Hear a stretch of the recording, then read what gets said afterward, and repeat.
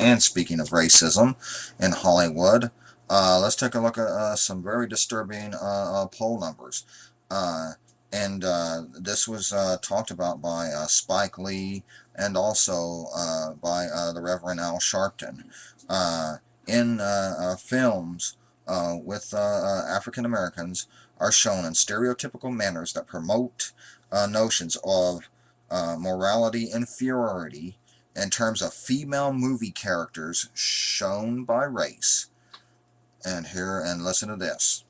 Uh, Using vulgar or profane language, 89% black, 11% white. Being physically violent, 56% black, 11% white. Being restrained, 55% black, 6% white. Way to go. I just want to apologize. Hollywood, you guys are just so liberal. Keep it up. Let's also, I'm also real quick mention Indians.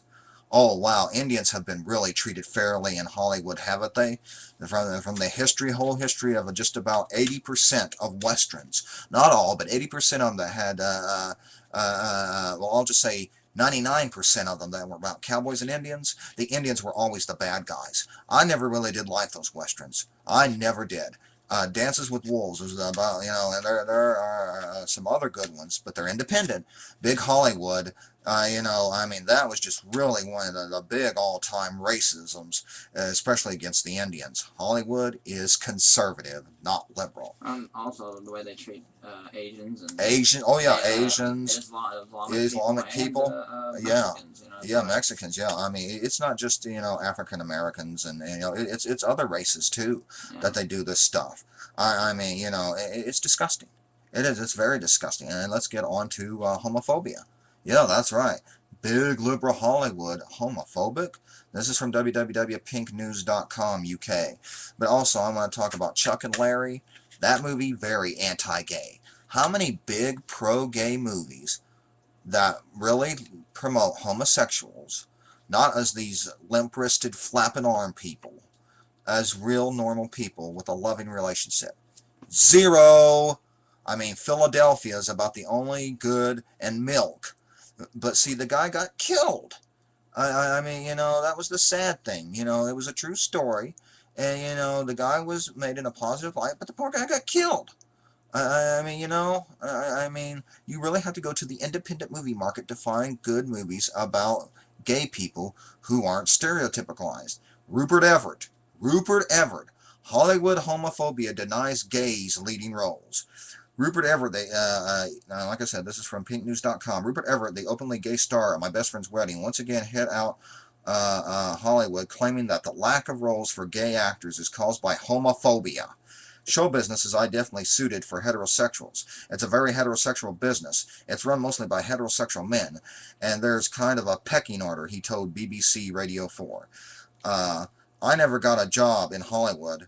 I never got a job here after coming out. I did a couple of films. I was very lucky at the beginning of my career. And then I never had another job here for 10 years, probably, and I moved to Europe. Hollywood is extremely conservative, he says, and that pretends to be a liberal world.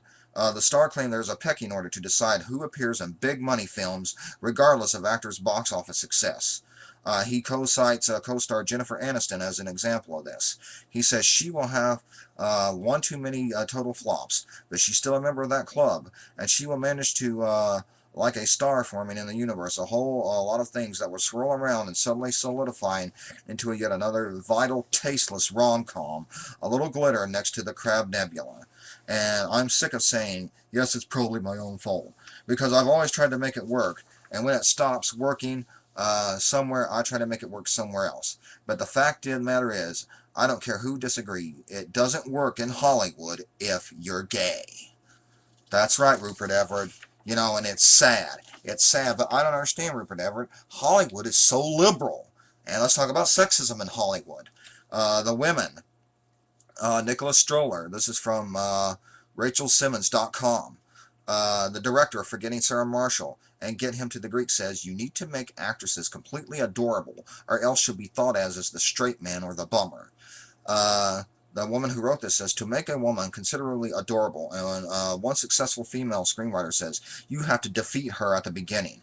It's a conscious thing to do. Abuse and break her, strip her of her dignity, and then she gets to live out our fantasies and have fun. And simply in making the girl cry 15 minutes into the movie. Reliability is based upon vulnerability, which creates likability.